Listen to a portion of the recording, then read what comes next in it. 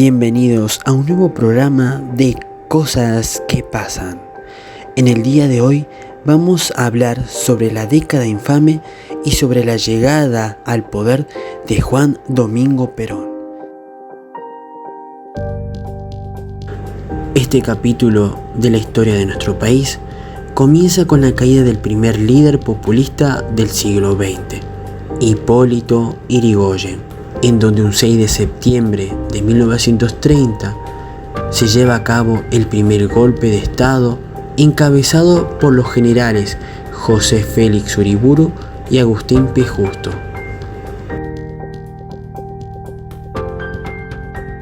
Los presidentes que se sucedieron a lo largo de este periodo fueron el general José Félix Uriburu de 1930 a 1932, el general Agustín P. Justo de 1932 a 1938, Roberto Ortiz de 1938 a 1940 y por último Ramón Castillo de 1940 a 1943. También se puede mencionar que en 1933 se firmó el Pacto Rocca-Ruximán con Inglaterra, que aumentó enormemente la dependencia de Argentina con ese país. La Argentina, por su interdependencia recíproca, es, desde el punto de vista económico, una parte integrante del Imperio Británico.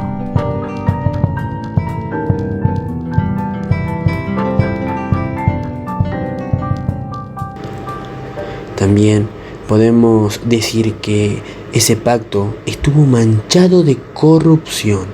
Otro suceso importante que debemos mencionar de esta época es que la economía de nuestro país se veía vulnerable, en donde incluso los terratenientes se veían afectados. Miles de trabajadores rurales emigraron hacia las grandes ciudades, en donde se instalaron las villas miserias. La pobreza, el hambre, era moneda corriente que se manifestaba en las calles de la ciudad. Con el golpe militar de 1943, el coronel Juan Domingo Perón participó activamente del golpe, que derrocó al gobierno conservador de Ramón Castillo. Esto produjo un cambio en el aparato gubernamentativo. Este golpe militar fue llevado a cabo por los militares Rawson, Ramírez y Farrell, declarando el fin de la década infame. Perón ingresa en la política, en donde él obtiene el puesto de secretario de Trabajo y Previsión. Desde ese cargo impulsa fuertes medidas de carácter social, como el Estatuto del Peón, los convenios de trabajo colectivo y la inclusión de la población trabajadora al régimen jubilatorio. Gracias a estas medidas, Perón gana un peso político, una popularidad importante. En 1944 suma 2 cargos, el de ministro de guerra y vicepresidente. Pero la oposición empieza a verlo a Perón como el hombre más fuerte de los militares. En 1945, bajo la presidencia de Farrell, un grupo de oficiales le exige la inmediata renuncia de Perón a sus cargos. Y el 11 de octubre de 1945, Perón es detenido y es enviado a la isla Martín García. Ante esta situación, el pueblo se levanta y sale a las calles bajo el grito: "Queremos a Perón". Finalmente, ante la presión, Perón es liberado un 17 de octubre. En este día, Perón da un discurso que quedará en la historia de todos los trabajadores. Pero desde hoy sentiré un verdadero orgullo de argentino, porque interpreto este movimiento colectivo como el renacimiento de una conciencia de los trabajadores.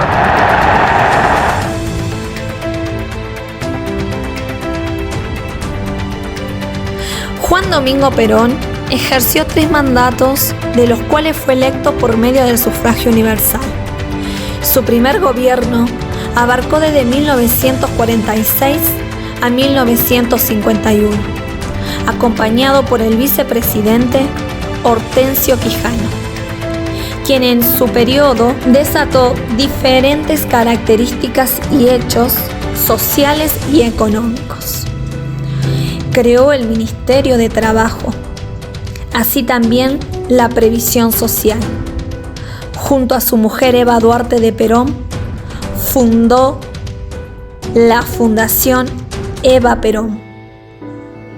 Reconoció los derechos políticos, laborales, culturales y sociales. Sancionó la ley del voto femenino.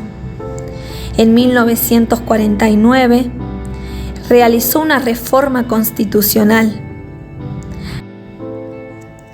También podemos mencionar que su candidatura fue apoyada por la Iglesia y diferentes sectores sociales. Promovió el dominio de la Confederación General del Trabajo, la CGT. Estableció la gratuidad de la enseñanza universitaria. Económicamente, impulsó la industrialización y expansión del mercado interno. Así también enfrentó acciones terroristas y golpistas organizadas por grupos antiperonistas, en el que destacó el golpe de Estado del 28 de septiembre de 1951. Estas modificaciones permitieron su reelección electoral consecutiva. De esta manera, volvió a postularse en las elecciones siguientes. La segunda presidencia de Juan Domingo Perón inicia en 1952 y 1955. Entre los principales aportes del segundo mandato de Perón se destacó la labor de su esposa, la primera dama, Eva Perón, que fortaleció el vínculo con el pueblo y la clase trabajadora. Entre los principales aportes que destacaron la Ley 13.010 de sufragio femenino, conocida como la Ley Evita, la creación de partidos peronistas femeninos y la Fundación Eva Perón, que desarrolló un programa para remediar la escasez de viviendas para los sectores social carenciados. Cercanía con el pueblo y las actividades de Eva Perón la convirtieron en un ícono de la historia peronista, hasta la actualidad, bajo el nombre de Evita. En el noviembre de 1951, su salud se encontraba deteriorada, por lo cual pidió votar desde su cama. En mayo de 1952, pronunció su último discurso. En junio, que fue la aparición en la campaña de Perón por su segundo mandato.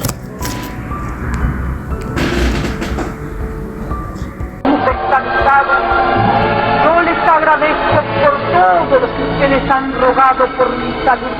Espero que Dios oiga a los humildes de mi patria para volver pronto a la lucha. Yo sé que Dios está con nosotros porque está con los humildes y desprecia la soberbia de la oligarquía. Por eso la victoria será nuestra. Tendremos que alcanzarla tarde o temprano, cueste lo que cueste y caiga quien caiga. Les pido una sola cosa, y estoy segura que pronto estaré con ustedes. Pero si no lo llegaré a estar por mi salud, ayuden a Perón, sigan fieles como hasta ahora con Perón. Yo no quise ni quiero nada para mí. Mi gloria es y será siempre el escudo de Perón y la bandera de mi pueblo. Se conecta con la Subsecretaría de Informaciones. Transmite la Subsecretaría de Informaciones por Radio del Estado y la Red Argentina de Radiodifusión. Cumple la Subsecretaría de Informaciones de la Presidencia de la Nación el penosísimo deber de informar al pueblo de la República que a las 20:25 horas ha fallecido la señora Eva Perón, jefa espiritual de la nación. Los restos de la señora Eva Perón serán conducidos mañana, en horas de la mañana, al Ministerio de Trabajo y Previsión, donde se instalará la capilla ardiente. La tercera presidencia de Juan Domingo Perón fue entre los años 1973 a 1976. Perón, luego de haber vivido en el exterior durante 18 años, vuelve a la Argentina con una nueva fórmula presidencial para presentarse en las elecciones de ese año. La nueva fórmula era Perón-Perón. Los problemas de salud del general no eran nuevos.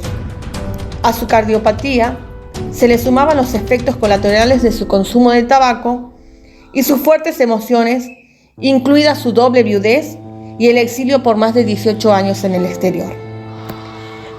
Perón falleció el 1 de julio de 1974 y fue sucedido por su esposa, la vicepresidenta María Estela Martínez de Perón, alias Isabelita, quien fue derrocada al poco tiempo de asumir la presidencia con el golpe de Estado del 24 de marzo de 1976.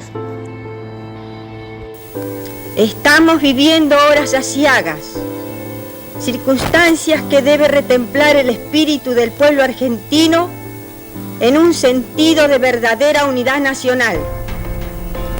El presidente de los argentinos ha dado a su patria y al continente latinoamericano la más grande expresión de grandeza y humanismo cristiano.